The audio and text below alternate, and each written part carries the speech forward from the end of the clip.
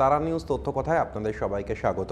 আজকে আমরা তথ্য কথায় বাংলার একটি প্রাচীন লোক ঐতিহ্য, লোক শিল্প নিয়ে এবং লোক সংস্কৃতি নিয়ে কথা বলবো। আজকে আমরা যে শিল্প নিয়ে, যে লোক সংস্কৃতি নিয়ে এবং যে লোক উৎসব নিয়ে কথা বলবো সেটির নাম ঝাপান। প্রধানত বাঁকুড়ার বিষ্ণুপুর সহ গোটা দক্ষিণবঙ্গে এই ঝাপান উৎসব পালন করা হয়। সংক্রান্তির দিন মূলত এই ঝাপান উৎসব পালন করা হয় এবং এই ঝাপান উৎসব নিয়ে একটি তথ্যচিত্র আমরা আজকে আপনাদের দেখাবো এবং আমাদের সঙ্গে রয়েছেন এই তথ্যচিত্রের পরিচালক মনোজিৎ অধিকারী। আপনাকে স্বাগত মনোজিৎ বাবু আমাদের এই অনুষ্ঠানে। আপনারা সরাসরি এই অনুষ্ঠানে ফোন করতে পারেন 40073264 এবং 40073265 এই দুটো নাম্বারে।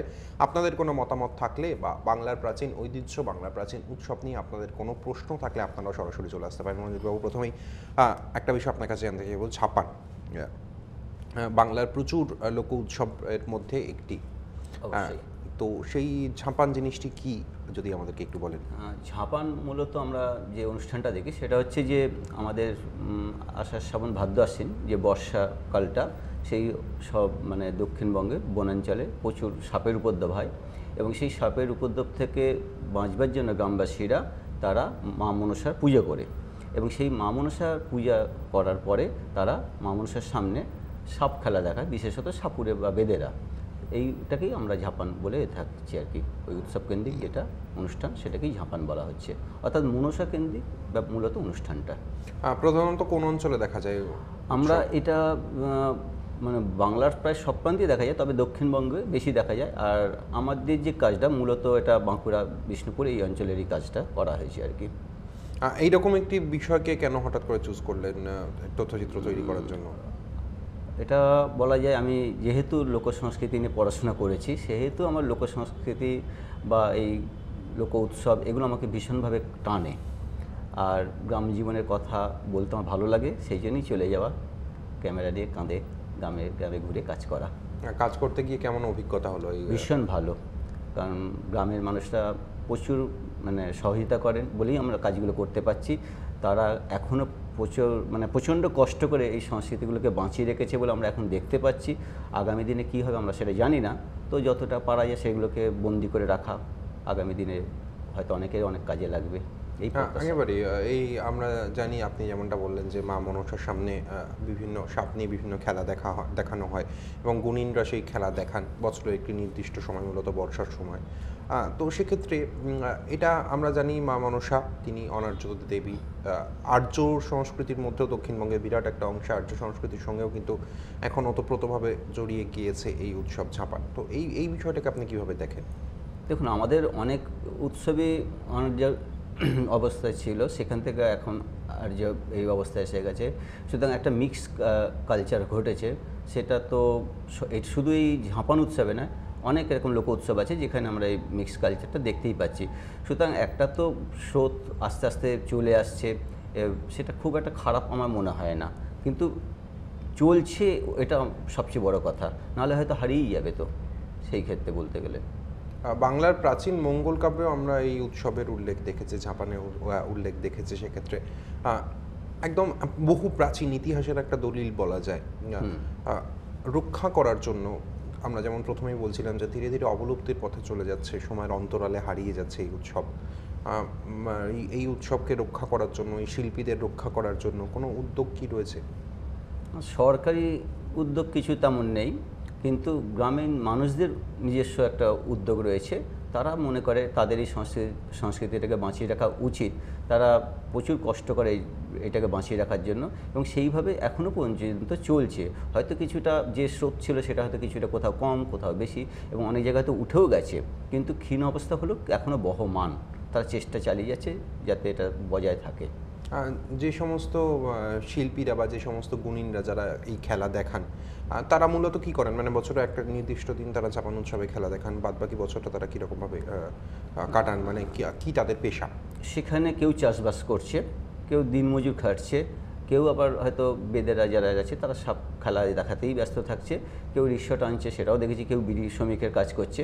বিভিন্ন সময় বিভিন্নভাবে তারা এইভাবে ব্যস্ত থাকে, কারণ এখন তো অনেক আবার আইন হয়েছে যার জন্য ওরা মানে এই বন্য প্রাণী বা বন্য জীবজন্তু রক্ষণ করতে পারছে না, সেহেতু একটা অসুবিধা তারা ফিল করছে প্রতিনিয়ত।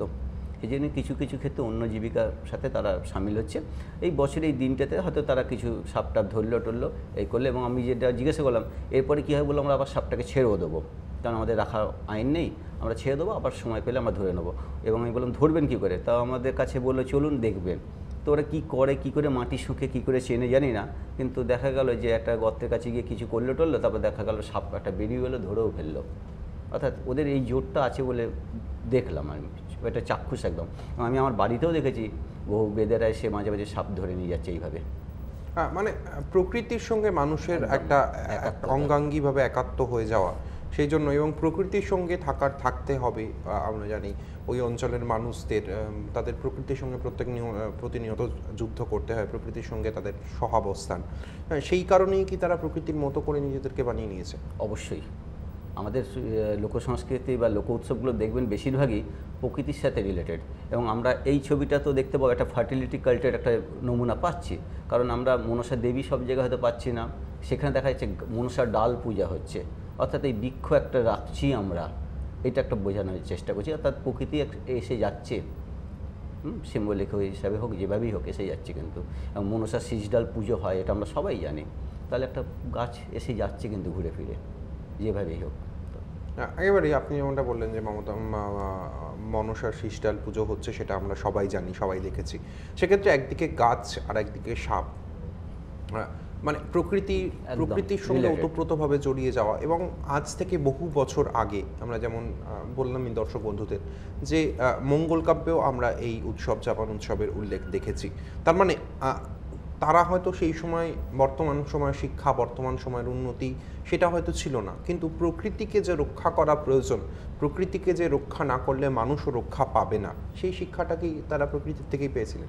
অবশ্যই, এবং সেই ধারাবাহিকতা এইভাবে আমরা এখনও লক্ষ্য করছি যে সেটা দেখা যাচ্ছে যে এখনও তারা সেইভাবে গাছের ডাল পূজা করছে। এবং বিভিন্ন সময়ে বিশেষত আদিবাসী বেল্টে দেখা যায় যে ওদের গাছকে একটা পূজা করা, গাছকে মানে মেনটেন করার একটা লক্ষ্য আমরা সবসময় দেখে থাকি। সেটা হয়তো ঝাপান উৎসবে আমরা এটা দেখছি, কিন্তু অনেক ক্ষেত্রে বিয়ে উৎসবেও দেখি একটা গাছ বপন করা হয়।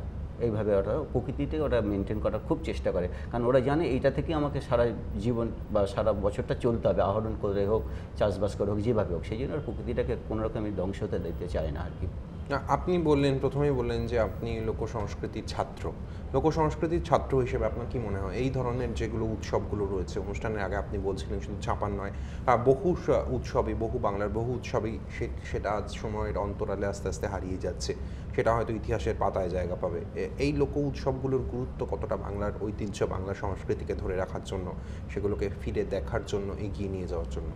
অবশ্যই খুবই দরকার, কারণ আমরা আস্তে আস্তে হয়তো মডার্ন কালচারের দিকে অনেকটাই এগিয়ে আসছি, কিন্তু দেখা যাবে অনেক কিছুই সেইখান থেকেই সৃষ্টি হয়েছে যে আজকে আমরা ট্রান্সফর্ম হতে হতে এই দিকে চলে আসছে। তো সেই ক্ষেত্রে হয়তো এই দিকে আধুনিকতার দিকে আমরা ঝুঁকলেও লোক সংস্কৃতি, লোক উৎসব অবশ্যই বাঁচিয়ে রাখার দরকার আছে। নাহলে হয়তো আমরা একটা ঐতিহ্যকে বা একদিন হয়তো হারিয়ে ফেলবো, যেটা আর কোনোদিন হয়তো খুঁজে পাওয়া যাবে না। এটা আমার মনে হয় অবশ্যই আমাদের দরকার, সবারই দৃষ্টি রাখার দরকার যে এই সংস্কৃতিগুলোকে কী করে বাঁচিয়ে রাখা যায়, এটা খুব প্রয়োজন আমাদের। তার জন্য সবারই উচিত সবাই এগিয়ে এসে এটাকে অন্তত যেভাবে যতটা পারা যায় সাথ দেওয়া। দেখতে পাচ্ছি এখানে একটা মৃৎশিল্প, একটা টেরাকোটা বা এটা খুব এখানে চল, এবং দেখবেন মনসা বাড়ি, মনসা ঝাড় যেগুলো আছে বা বিভিন্ন মানে ঘটপট যে এগুলো, সেগুলো কিন্তু সবই ওইভাবে হচ্ছে। প্লাস পিতল কাঁসারও একটা দেখা যায়, সোলার একটা ইউটিলিটি এখানে প্রচুর দেখা যাচ্ছে, যে এইগুলো পুজোর অঙ্গাঙ্গিভাবে জড়িত রয়েছে, সে কদম ফুলই হোক বা সোলার কোনো মালাই হোক, যেভাবেই হোক। অর্থাৎ বিভিন্ন শিল্পীরা এতে কিন্তু একটা তাদের নিজের জীবিকার একটা জায়গা করে নিতে পারছে। এবং আরও একটা ব্যাপার বলা হয় যে এরা কিন্তু সবাই স্বনির্ভর হয়ে যাচ্ছে। হ্যাঁ, এবং ওরা মানে টেরাকোটার কাজ নিয়ে তো বিদেশেও পাড়িয়ে দিচ্ছে, অনেক পুরস্কারও পাচ্ছে। সুতরাং অর্থাৎ হয়তো এইটার জন্য পায়নি, কিন্তু উৎসাহটা তো পেয়ে যাচ্ছে কোনো না কোনোভাবে। এটাই একটা বিশাল ওদের কাছে অবদান রয়ে গেল বিভিন্নভাবে। সুতরাং ঠিকই আছে সব কিছু। কোন সময় এই উৎসব হয়? আমরা বললে আগেই বলছি আষাঢ় শ্রাবণ ভাদ্র আশ্বিন, এই সময়গুলো মূলত আমরা দেখতে পাই। এবারে বিভিন্ন এলাকায় বিভিন্ন সময়, এবং আরও একটা মজা হচ্ছে সবাই কিন্তু একই সময় সংক্রান্তিতে করছে না, এবং ওরাও একটা চিন্তা করে যে আমি যদি ভাদ্র মাসের সংক্রান্তিতে করি, কেউ আশ্বিন মাসে সংক্রান্তিতে করছে, কেউ শ্রাবণ মাসে সংক্রান্তিতে, অর্থাৎ এই যে মার্কেটটা সবাই মিলে পেতে চায়। বোঝাতে পারছি কি?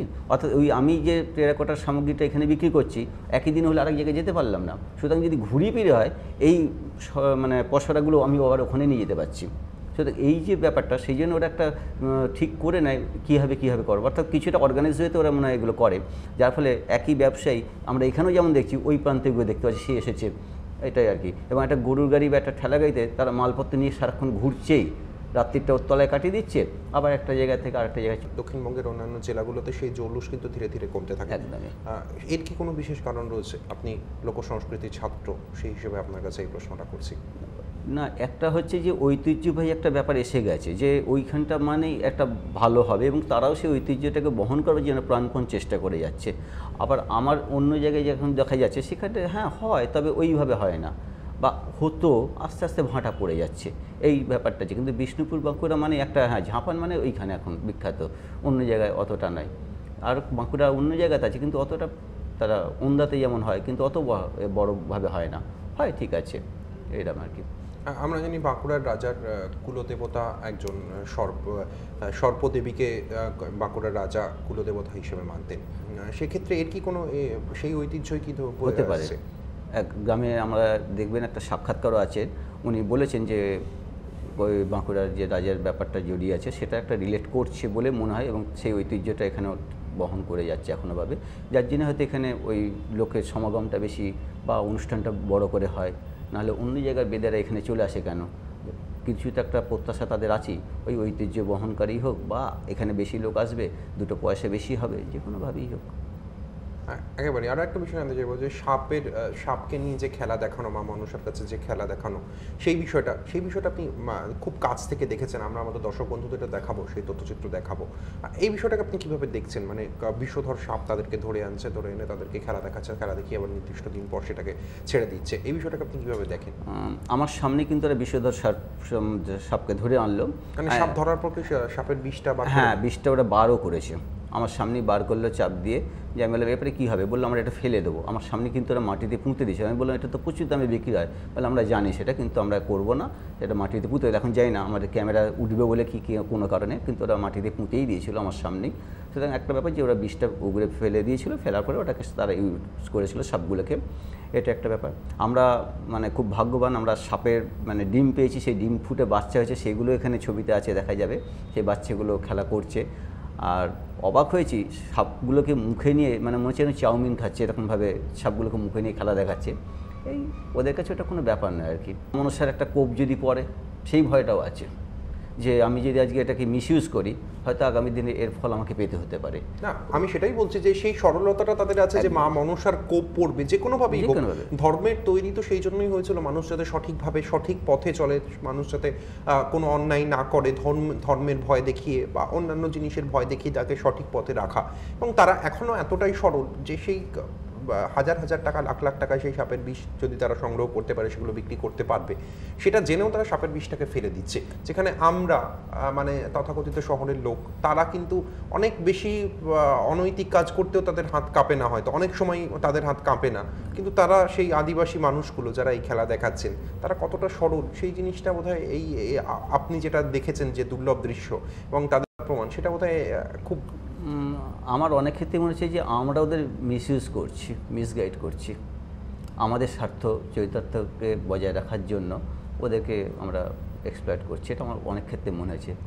সেটা আমার থেকে হয়তো ওরা আরও ভালো জানে, এবং আমরা ওদেরকে কাজের জন্য যে এটা করছি, সেটা ওরা পরেই বলেছেন যে ঠিক সবাই যেভাবে করছে আপনারা কিন্তু সেভাবে করছেন না, এই আর কি। অর্থাৎ ওদেরও মনে হচ্ছে যে আমরা অন্য কিছু চাইছি। হ্যাঁ, তো ওরা সেইভাবে আরও খুব খুশি হয়েছে, আমাদেরকে প্রচুর কিছু সহায়তা দেখিয়েছে, যেটা হয়তো অন্যকে অনেককেই দেখাতে পারেনি। এবং আমরা অনেক ফুটেজ এখানে ইউজ করিনি, যেটা ওরা দেখাবো না বলে আর কি। একদম। আমরা এই আলোচনায় থাকবো, এবং জাপান নিয়ে আরও অনেক আলোচনা রয়েছে, আরও অনেক প্রশ্ন রয়েছে, আরও অনেক কিছু জানার রয়েছে। তবে ছোট্ট একটা বিরতির পর, এবং বিরতির পর আমরা এই তথ্যচিত্রটি আপনাদের দেখাবো জাপান, তারপর আবারও ফিরে আসবো আমরা আলোচনায়। আমাদের সঙ্গে রয়েছেন মনোজিৎ বাবু, এই তথ্যচিত্রের পরিচালক, এবং সঙ্গে থাকবে আপনাদের ফোন 40073264 এবং 40073265।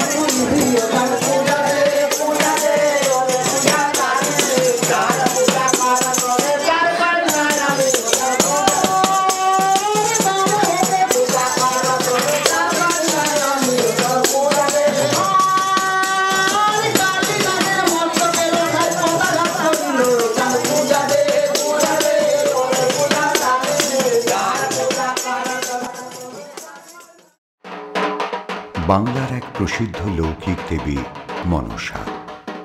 লোকবিশ্বাস তিনি সাপের দেবী, সাপ তাঁর বাহন, বিষভাণ্ডের অধিকারিণী। সাপের কামড় থেকে রক্ষা পাওয়ার আকাঙ্ক্ষাতেই একদা মনসা পুজোর চল হয়েছিল। তারপর থেকে আজও সারা বাংলার ঘরে ঘরে পুজো পেয়ে আসছেন মা মনসা।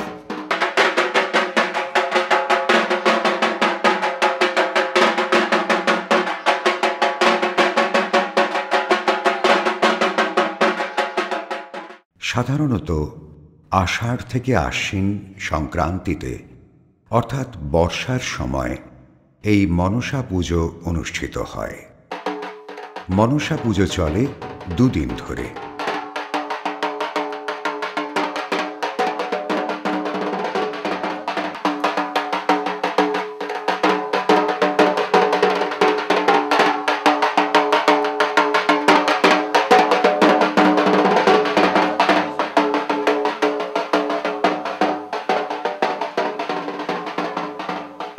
চলছে মনসা পুজোর প্রস্তুতি।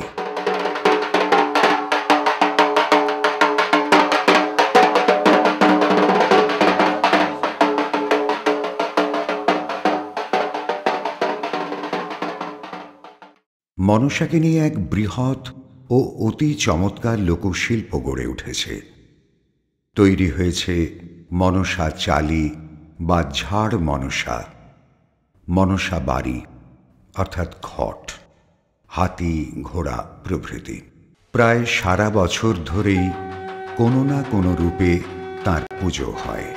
সর্প পুজো, বৃক্ষ পুজো এবং মাতৃকা পুজোর বিচিত্র ধারার সঙ্গে মিশে গেছে নানা অলৌকিক জাদু বিশ্বাস। আধুনিক সমাজবিজ্ঞানী এর মধ্যে খুঁজে পেয়েছে উর্বরতা ও প্রজননতন্ত্র বা ফার্টিলিটি কাল্ট। এদের সম্প্রদায়টা যেমন আপনার ধন্বন্তরী ছিল। ধন্বন্তরী যখন ছিল, ধন্বন্তরী থাকাকালীন মনসা যতই বিষধর হোক, কিন্তু ওই বেদের সম্প্রদায়, উনি তো বেদের সম্প্রদায় ছিলেন ধন্বন্তরী, কিন্তু সেই রুগীকে বাঁচিয়ে দিতেন। মনসা কামড়ালে ওর কোনো কারোকারি কোনো কিছু ক্ষতি হতো না। তখন মনসা দেখলো যে একে না দুনিয়া থেকে সরাতে পারলে আমার কোনো খ্যাতি হচ্ছে না। তখন ওই ধন্বন্তরী স্ত্রীর সাথে সই পাতালো আর কি। সই পাতিয়ে ওর কাছে যায়। ওর কাছে গিয়ে এক দই নিয়ে গেছে। দই নিয়ে গিয়ে দিয়েছে বাড়িতে। ওর স্ত্রী সেই দই বার করে ধন্বন্তরীকে দেয়। ধন্বন্তরী যখনই সেই দই খায়, খাওয়ার পরই একবার অচৈতন্য হয়ে পড়ে গেল। তখন আর এদিকে করেছে কি, ধন্বন্তরীর যে ঝুড়ি ছাপ্পা ছিল, যেটাতে ওর গাছপালা জড়িবুটি যেটাই ছিল, সেটাও করেছে কি মনসা হরণ করে নিয়ে আপনার হাবে নাই। তখন আর কোনো উপায় নেই, নির্ঘাত সেখানে ও মারা গেল। যখন মারা গেল তাহলে এবারে ওর আর কোনো রইল নেই। বেহুলা লক্ষিন্দর যখন ওইরকম করে বাসঘরে 3টা সাপ যায়। প্রথমে গিয়েছিল বঙ্কুরাজ ফণি, দ্বিতীয় প্রহরে গিয়েছিল উদয়নাগ, তৃতীয় প্রহরে গিয়েছিল কালদন্ত ফণি, চতুর্থ প্রহরে কালীনাগকে ডেকেছে। বেহুলা লোখাইয়ের কোলে যেমন শুয়ে আছে, যেন কলা নিতে গেছে। তখন মনসা বলছে, আমিও তো 2 কুড়ি নাগের মাথা, আজ আমি একে কী করে কামড়াবো, কী করে দংশন করবো? মা যে আমাকে পাঠালো, কিন্তু এমন করে কেন পাঠালো? তখন বলছে, দোষ তো আমাকে পেতে হবে। দিয়ে ওই লক্ষিন্দরের পা তলে যেয়ে পড়ে রইল। হেনকালে পাশ মোড়া তখন লক্ষিন্দর দিলে গেল, আর ওই পা পদাঘাত বেজে গেল কালীর মস্তকের উপর। লক্ষিন্দরকে দংশন করলো। আর এদিকে তখন বেহুলাকেও নিদ্রা দেবী স্মরণ করে ওকে আর কি বেহুশ করে দিয়েছে। ঘুমে ওকে মগ্ন করে ওকেও শুয়ে দিয়েছে, আর কোনো চেতনা নাই। তারপরে যখন জাগিয়েছে শেষ ইয়াতে, তখন উঠেছে, তখন দেখছে কালিনী পালাতে পারছে না। তখন সেই সুবর্ণের জাঁতিরে ছুঁড়ে আর ওই মণিগুড়টা কাটা গেল 2.5 আঙুল। তাহলে বলছে, তাহলে এবারে ওরা ভেসে চললো। তখন সদাগর ওই ভেলা তৈরি করে দেওয়া করালো, দিয়ে ভেলায় ভেসে গিয়ে তারপরে যখন ওখান থেকে লক্ষিন্দরকে জীবিত করলো, দেওয়ার পরে নিয়ে যখন ফেরত এসে এবার সদাগরের কাছে চাঁদ সদাগরের কাছে যখন এলো, আসার পরে বলছে বাবা তোমাকে মনসার পুজো করতে হবে। হ্যাঁ, তো মনসার পুজো করতে হবে করে মনসার পুজো এবারে আরম্ভ। তো এমন পুজো আরম্ভ, ধুমধাম, বিশাল ব্যাপার। হ্যাঁ, যে সেই থেকে এবারে ওই বেজা সম্প্রদায় সমস্ত সব কিছু আবার আগিয়ে এলো, আগিয়ে এসে ওই সাপ নিয়ে সব খেলা এবং ঝাপান শুরু।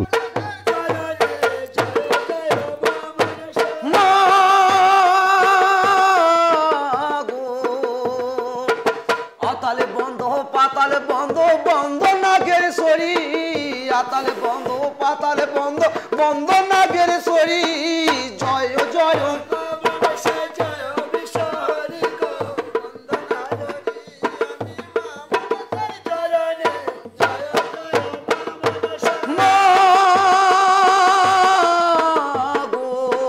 তারপরে বন্দনা করি ৩৩ কোটি দেবতা। জয় জয়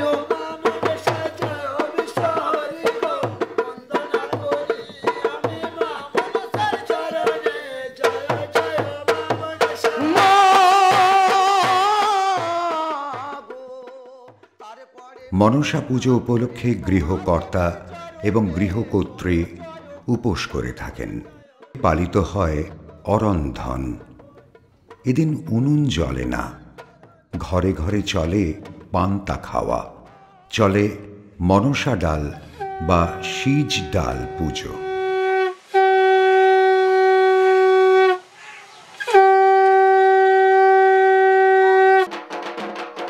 মনসা পুজোতে পশু বলিও হয়। কোথাও কোথাও চলে হাড়ি কাঠে বলি, আবার কোথাও কোথাও চলে হাড়ি কাঠ ছাড়া বলি। একে বলে আলগা বলি। বলির রক্তের উপর গড়াগড়ি খাওয়াকে বলে লাচাড়ি। এই সময় ভক্তরা আকুল কণ্ঠে দেবীর বন্দনা ও স্তুতি করে।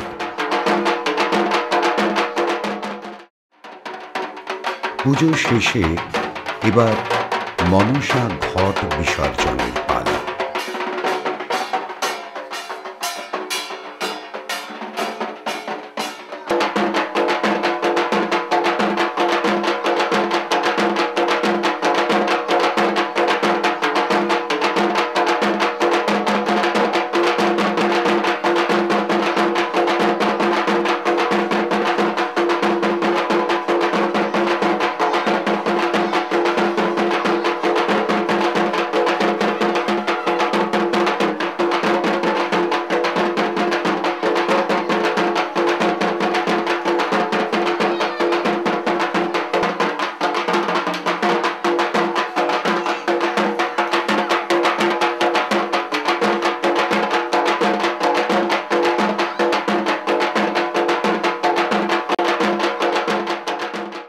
এ তো গেল মনসা পুজো। এবার আসা যাক ঝাঁপান উৎসবে।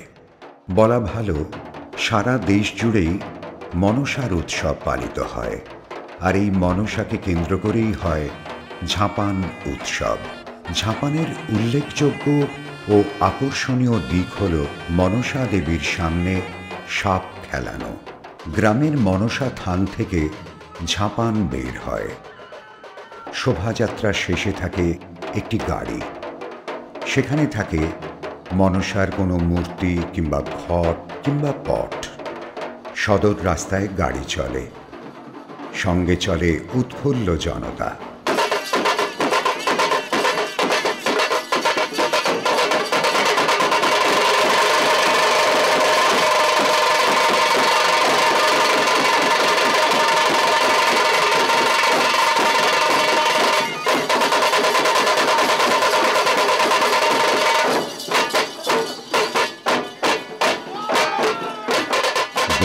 ঝাঁপি খোলে, সাপ ফনা তুলে দাঁড়ায়। লক লক করে তার জিভ, ফোঁস ফোঁস করে সে ছোবল মারতে চায়। গুনিন তাকে বশে রাখে। মাঝে মাঝে আবার সাপকে নিয়ে নানান কেরামতি দেখায়। সাপ উঠছে, পড়ে যাচ্ছে, হেলছে, দুলছে, কখনো বা ছোবল মারছে, কখনো পিঁড়ির মধ্যে ঢুকে যাচ্ছে, কখনো বা প্রচণ্ড আক্রোশে তেড়ে আসছে। গুনিন তাকে আদর করছে, মুখটা টিপে তার গায়ে হাত বুলোচ্ছে, কখনো আবার তার লেজ পুড়ে নিচ্ছে নিজের মুখে, কখনো চুমু খাচ্ছে। ঝাঁপান উৎসব দু রকমের, গাড়ি ঝাঁপান আর বাঘ ঝাঁপান। গাড়ি ঝাঁপান দেশের সব জায়গাতেই হয়। ঝাঁপানের মধ্যে সেরা হল বাঘ ঝাঁপান। একমাত্র বাঁকুড়া জেলার বিষ্ণুপুরেই বাঘ ঝাঁপান হয় মল্ল রাজার দরবারে। বাঘ ঝাঁপান খুব মজার জিনিস। ভ্যান রিক্সার ওপরে থাকে মাটির তৈরি বাঘ, বাঘের ওপরে বসে সর্পভূষিত গুণিন এবং সে খেলা দেখায়। মনসা পুজোর দিন থেকে কয়েকদিন ধরেই চলে ঝাঁপান। বিকেল হতে না হতেই ঝাঁপানের গাড়ি প্রস্তুত হয়ে যায়। গাড়িগুলিতে বসে সর্পবিদ্যা বিশারদ গুণিনেরা। তাদের কাছে থাকে পেঁড়ি, তাতে থাকে সাপ, আর পাশে থাকে শক্তিধর চেলা।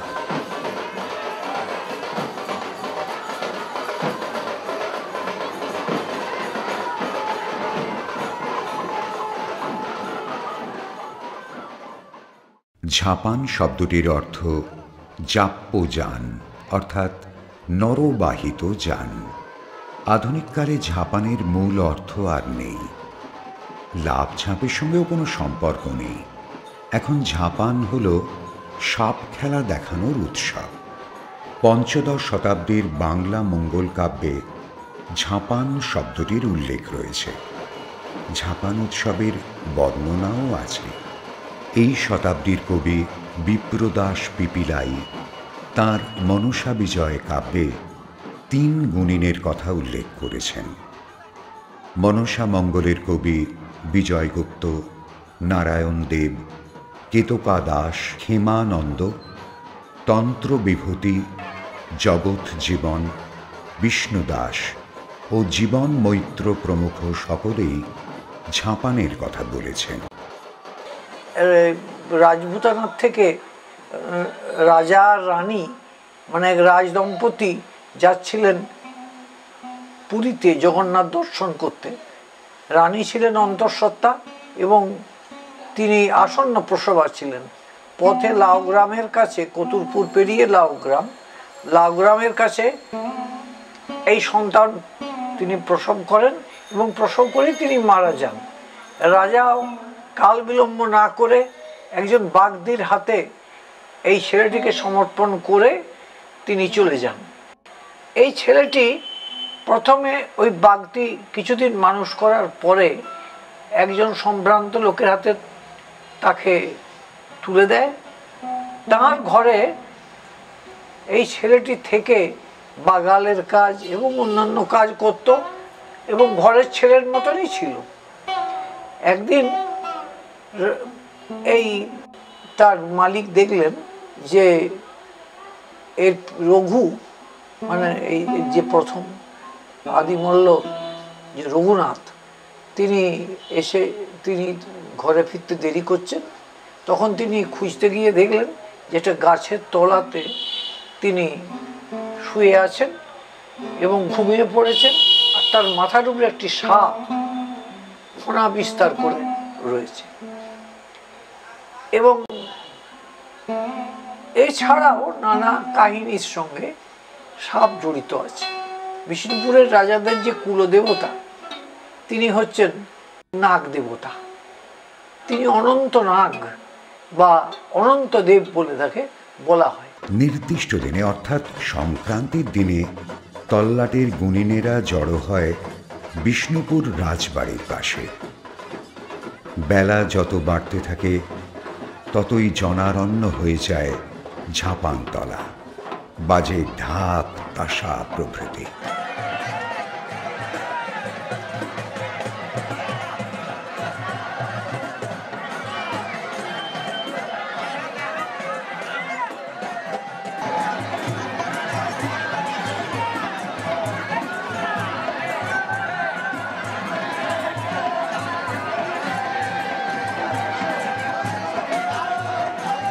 হঠাৎ কোনো সাপ ছোবল মারল, গুণিনের হাত থেকে রক্ত বের হলো।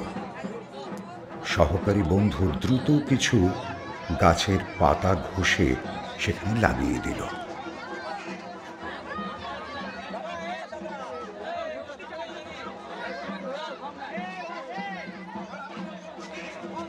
ভয়ে বিস্ময়ে কাঁপতে থাকে জনতা। অবশেষে সে সুস্থ হয়ে ওঠে, হাসি ফোটে গুনিনের মুখে। আমরা প্রতিকার করি গাছগাছরা নিয়ে, গাছের মূল দিয়ে আমরা তাদেরকে খাইয়ে দিই, বা কোনো গোলমরিচ দিয়ে কোনো আছে, কোনোটা শুধু খাইয়ে দিই, জিনিস ঠিক থাকে। ওই যে ঝাড়ফুঁক করে বা মন্ত্রতন্ত্র করে কোনো কাজ হয় না। ভালো চিকিৎসকের বা হাসপাতালে দ্বারস্থ হওয়া দরকারি প্রয়োজন, যদি রোগীকে সুস্থ করতে পারা যায়। এগুলির পিছনে কোনো বৈজ্ঞানিক ভিত্তি বা প্রকৃতিগত সত্যতা নেই। বলা যেতে পারে এগুলি এক ধরনের লৌকিক সংস্কার।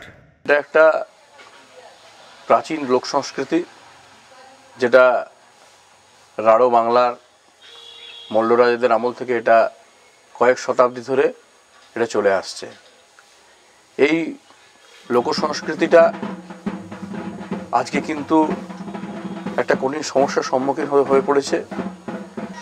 কারণ এই লোক সংস্কৃতি আমরা জানি পশ্চিমবাংলার বিভিন্ন প্রান্তে আছে, এবং শুধুমাত্র বিষ্ণুপুর শহরে তৎকালীন মল্লরাজারা এই সাপের খেলা তারা দেখত, তারা পুরস্কৃত করত এই সাপুড়েদের। বর্তমানে বিভিন্ন অসুবিধার মধ্যে, প্রতিকূলতার মধ্যে কিন্তু এই সংস্কৃতিটা চলছে। কারণ বিশেষত যারা এই বিষধর সাপ নিয়ে খেলা দেখায়, আমরা দেখেছি তারা অধিকাংশই সাপের খেলা দেখাতে গিয়ে বা সাপ ধরতে গিয়ে সাপের আক্রান্ত হয়ে তারা অনেকেই প্রাণ হারিয়েছেন। বিষ্ণুপুর শহরেও এরকম অনেক গুণিন বা খেলুড়ে আছেন, এবং বিভিন্ন আশেপাশেও আছেন।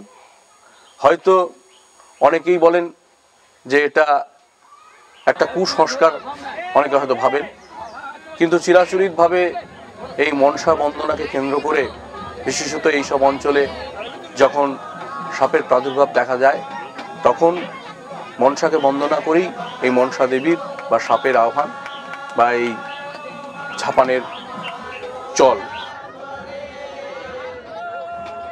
সন্ধ্যা পর্যন্ত চলে এই অনুষ্ঠান। আগে প্রতিযোগিতা হতো এবং পুরস্কার প্রদানের ব্যবস্থাও ছিল। বর্তমানে সেসব কিছুই নেই।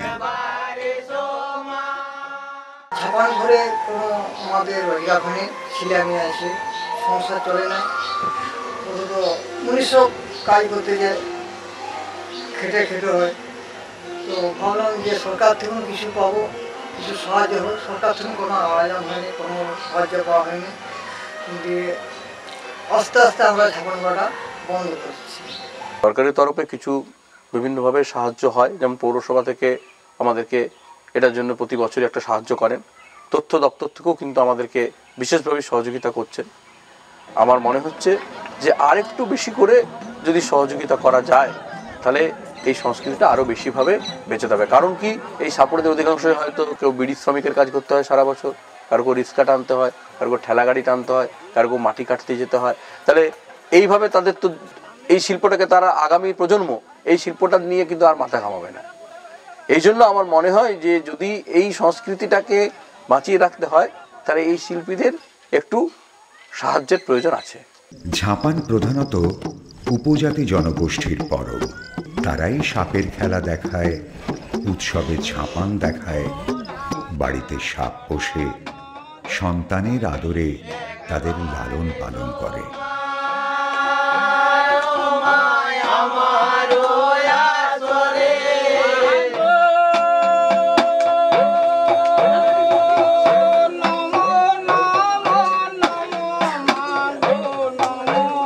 কবি সত্যেন্দ্রনাথ দত্ত বলেছিলেন, আমরা হেলায় নাগেরে খেলাই, নাগেরই মাথায় নাচি। হ্যাঁ, সেই উৎসবই ঝাপান। সেখানে সাপ খেলিয়ে শক্তি দেখানো, সাপ খেলিয়ে আনন্দ বিলানো, গুণিনরা নিজেদের জীবন বিপন্ন করে বেঁচে আছে এই আনন্দটুকুর জন্যই।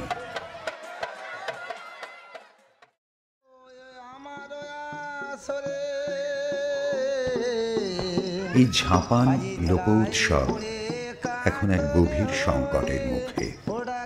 এই প্রাচীন লোক উৎসব অন্যান্য লোক উৎসবের মতো অবলুপ্তির পথে। তাই আমাদের সবার উচিত এই প্রাচীন লোক উৎসবটিকে ইতিহাসের পাতায় লিপিবদ্ধ না করে দৈনন্দিন জীবনের সঙ্গে তাকে নিবিড় করে জড়িয়ে রাখা।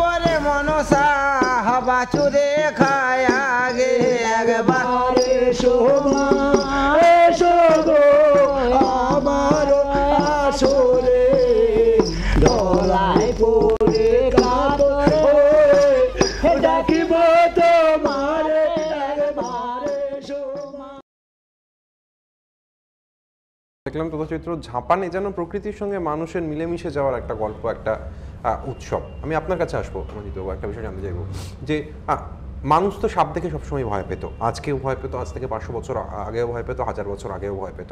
সেক্ষেত্রে বাস্তুতান্ত্রিক ভারসাম্য রক্ষা করার জন্য সাপের কিন্তু একটা গুরুত্বপূর্ণ ভূমিকা রয়েছে।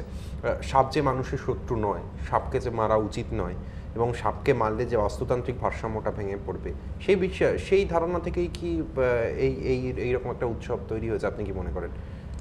লোক উৎসবের পেছনে কিছু না কিছু একটা কারণ থেকে যায়, সেটা একদম উড়িয়ে দেওয়া যায় না। যদিও আমি ছবিতে সেটা নিয়ে কোনো আলোচনা রাখিনি বা করিনি। মানে আপনি যেটা বলছেন সেটা একদম অমূলক নয়, ঘটনাটা ঘটতেই পারে, কারণ ওর সাথে একটা বাস্তু সম্পর্ক রয়েছে, যেহেতু ঠিকই আছে। একদমই। আরও একটা বিষয়, যে কথাটা, যে গ্রাম আজও ভারতবর্ষে এরকম প্রচুর গ্রাম রয়েছে যেখানে চিকিৎসা পরিষেবা পৌঁছে যাওয়া সম্ভব নয়, সেখানে চিকিৎসকরা পৌঁছাতে পারেন না, বা যখন পৌঁছান অনেক দেরি হয়ে যায়, হাসপাতাল অনেক দূরে, ডাক্তারখানা অনেক দূরে। সেক্ষেত্রে সাপে কামড়ানো গ্রাম বাংলার বা ভারতবর্ষের বিভিন্ন গ্রামে একদম নিত্য নৈমিত্তিক ঘটনা, নিত্যদিনের ঘটনা। তার প্রথমেই ছুটে যান গুণিনের কাছে, এবং অনেক ক্ষেত্রে কিন্তু বাঁচেনও। শুধু ঝাড়ফুঁক বা ওই সমস্ত মন্ত্রতন্ত্র নয়, কিছু গাছের শেকড় বা কিছু গাছের ব্যবহার তারা করে থাকেন। সেক্ষেত্রে মানে এই যে একটা বিরাট অঞ্চলকে অন্তত সাময়িকভাবে সাপোর্ট দেওয়ার জন্য, সাময়িকভাবে পরিষেবা দেওয়ার জন্য কি এদের একটা ভূমিকা রয়েছে, কি মনে করেন আপনি? গাছগাছড়ার উপকারিতা তো আমরা জানি যে আছেই, কারণ বেশিরভাগ ওষুধতত্ত্ব বা সবটাই বলা যায় অনেকটাই গাছের থেকে নির্ভর। তবে ঝাড়ফুঁকের উপরে কতটা আছে সেটা আমার বলা ঠিক হবে না। তো গাছগাছড়ার প্রয়োজনীয়তা আছে, এবং সেই সব গাছগাছড়া যে কাজে লাগে বা ওদের কিছুটা সুস্থ করে, সেটা মানে ঠিকই। সেক্ষেত্রে মানে আমরা যারা গ্রাম বাংলার মানুষ নয়, শহর কলকাতার মানুষ বা বড় শহরের মানুষ, মেগা সিটি বা মেট্রো সিটির মানুষ, তারা কি আস্তে আস্তে আস্তে আস্তে ওদেরকে ওদের সংস্কৃতিগুলোর থেকে জোর করে ওদেরকে দূরে সরে আনার টেনে আনার চেষ্টা করছি, সেই জন্যই কি এই পার্থক্যটা দেখা যাচ্ছে? এখন আমাকে যদি সাপে কামড়ায়, আমি মনে হয় ঝাড়ফুঁক বা ওঝার কাছে না গিয়ে আগেই ডাক্তারের কাছে, কিন্তু আপনি আমার কাছে কিন্তু বাংলার প্রত্যন্ত একটা গ্রামের মানুষ, তার কাছে কিন্তু কোনো উপায় নেই। আমি এটাই বলতে চাই, যা ওদের কাছে তখন কিন্তু ওরাই ডাক্তার, ওদের কাছেই ওরা আগে ছোটে, এবং সেটাতেই ওরা প্রচণ্ড চেষ্টা করে। বিভিন্ন সময় বিভিন্ন অভিযোগ উঠেছে এই যারা রয়েছেন গুণিনদের নিয়ে, বা বিভিন্ন সময় বিভিন্ন অভিযোগ প্রমাণিতও হয়েছে।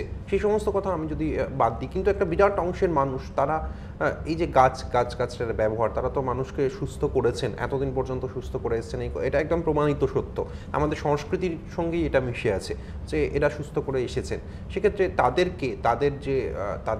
তারা যে সমস্ত গাছগাছরা ব্যবহার করে, সেগুলো যে বিজ্ঞানসম্মত এবং বিজ্ঞানসম্মত হতেও পারে, সেটাও কি কোথাও একটা আপনার মনে হয় না? গাছগাছ মানে তারা যে বিশ্বাস, তাদের যে রীতিনীতি, সেগুলোকে একেবারেই অবজ্ঞা করার মতো নয়। না, একদমই না। কারণ গাছগাছরা দিয়ে প্রচুর অসুখ ওরা সারায়, কিন্তু সাপে কামড়ে সারায় কিনা সেটা আমার বলা যাবে না, আমি সেটা পরীক্ষা নিইনি। তবে আমাকে গুণিন বলেছিল, আপনার এই ওষুধটা সাপে কামড়ালে খাবেন বা কিছু হলে দেখবেন সাপের বিষ আপনার লাগবে না। তা হচ্ছে আমার পরীক্ষার দরকার নেই এরকম। তো ওদের বিশ্বাস যে এটা কাজ করে এবং গাছগাছরা কাজ করে, এটা আমারও বিশ্বাস। ঝাড়ফুঁক কথাটা করে সেটা নিয়ে আমার কোনো বলার কিছু নেই, মানে আমার ওটা বিশ্বাস আসে না। কিন্তু গাছগাছরা থেকে যে ওষুধ তৈরি এবং সেটা যে এইটা ওরা দেয়, সেটা যে শরীরের কাজে লাগে বা অসুখ বিসুখে বা এই কামড়ে লাগে, সেটা একজন দর্শক বন্ধু আমাদের সঙ্গে চলে এসেছেন। নমস্কার, কে রয়েছেন? নমস্কার, কে রয়েছেন? নমস্কার, হ্যাঁ নমস্কার, কে রয়েছেন? হ্যাঁ, আমি কসবা থেকে সামল সরস্বতী বলছি। হ্যাঁ বলুন। হ্যাঁ, মনোজিতের কাছে আমার একটু জানার আছে যে ওই ঝাঁপান ছাড়া লোকশক্তিরা কোন নিয়ে কাজ করছে। আমরা কিন্তু আজকে একেবারে ঝাঁপান নিয়ে কথা বলছি, আরো অনেক বিষয়। একদম বলুন, আপনার ঝাঁপান নিয়ে কোনো প্রশ্ন রয়েছে কি? অনেক ধন্যবাদ আপনাকে ফোন করার জন্য।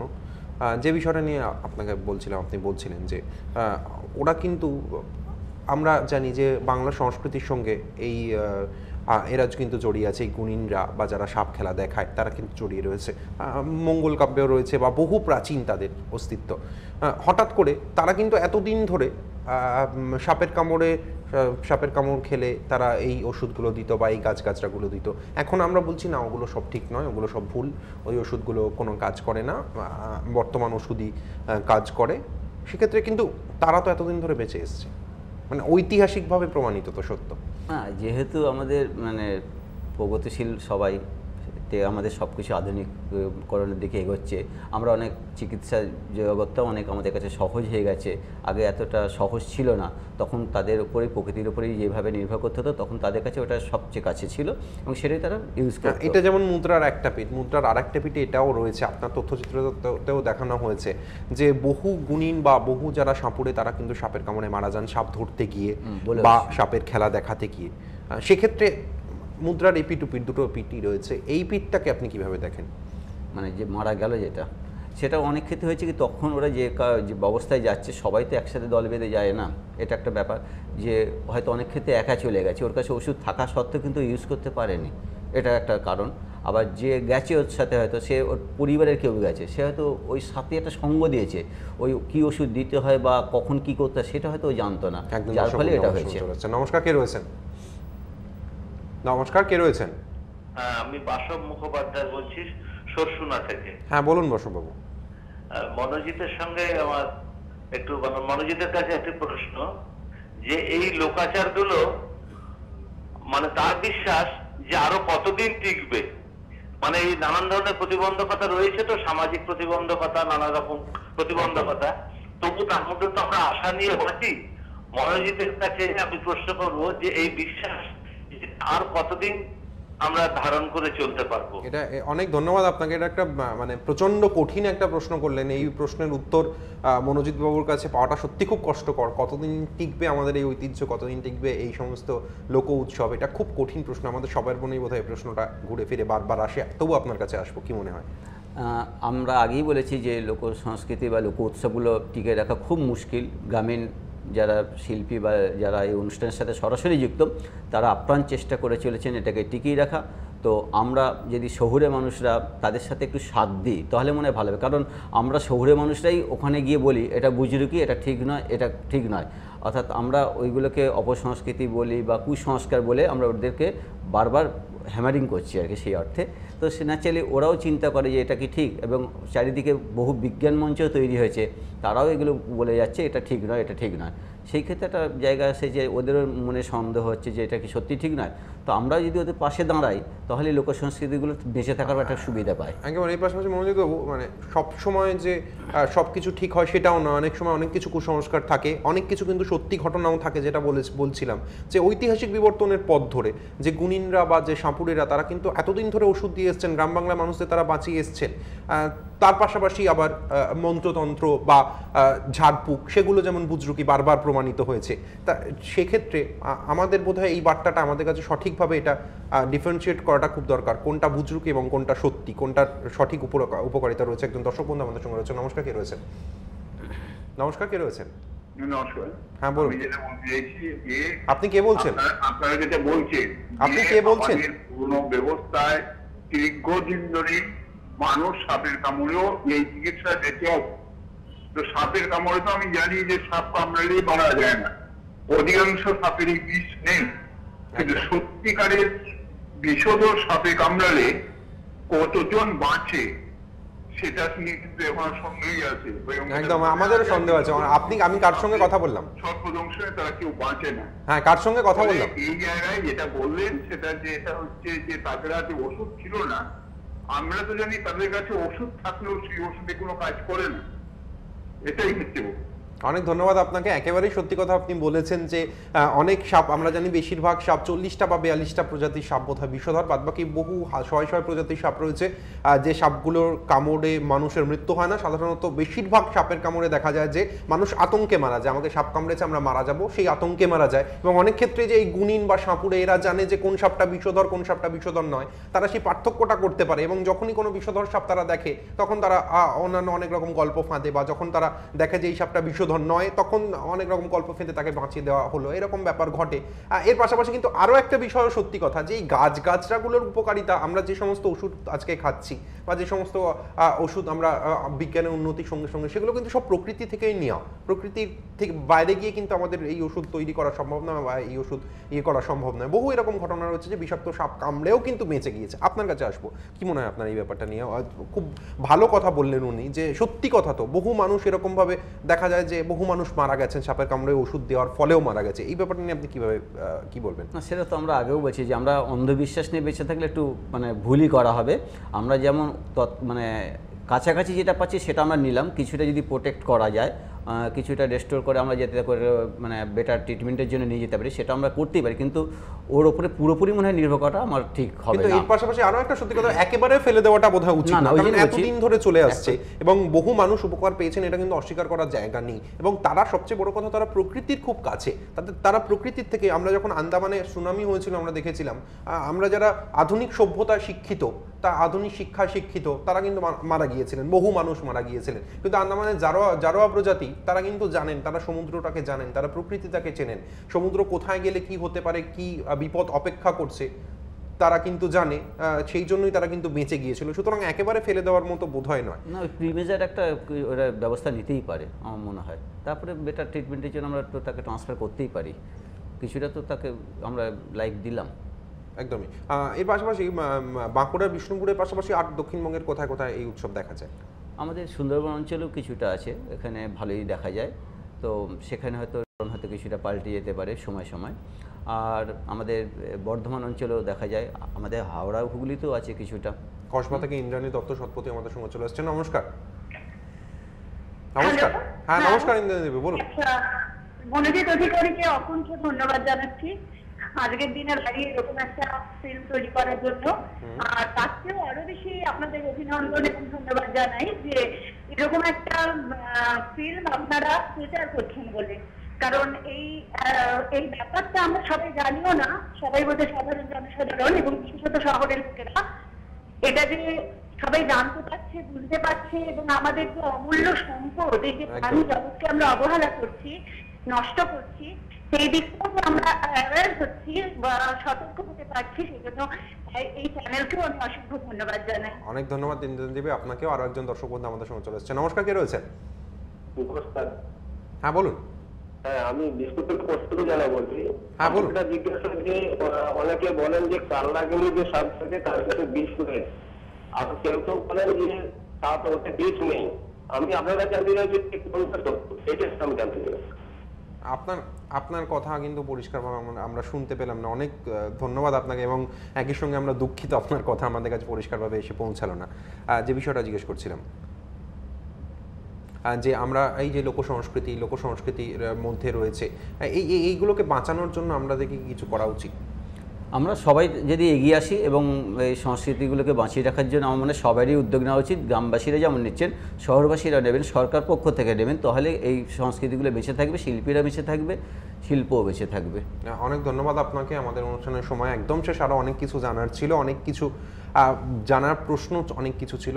ইন্দ্রাণী দেবী আমাদেরকে যেমনটা জানালেন যে আমরা হয়তো শহরবাসীরা হয়তো এই সংস্কৃতি সম্পর্কে অবগত নয়, বাংলার বহু প্রাচীন ঐতিহ্য, বহু প্রাচীন সংস্কৃতি হারিয়ে যাচ্ছে সময়ের অন্তরালে। সেই সংস্কৃতি সম্পর্কে আমরা যদি অবগত হই তাহলে কিন্তু আমাদের পিছন দিকের ইতিহাস আমরা কিন্তু ধরে রাখতে পারবো, সেটা ইতিহাসের পাতায় চলে যাবে না। আমাদের অনুষ্ঠান একদম শেষ। অন্যান্য সব খবরের জন্য চোখ রাখুন তারা নিউজের পর্দায়। নমস্কার।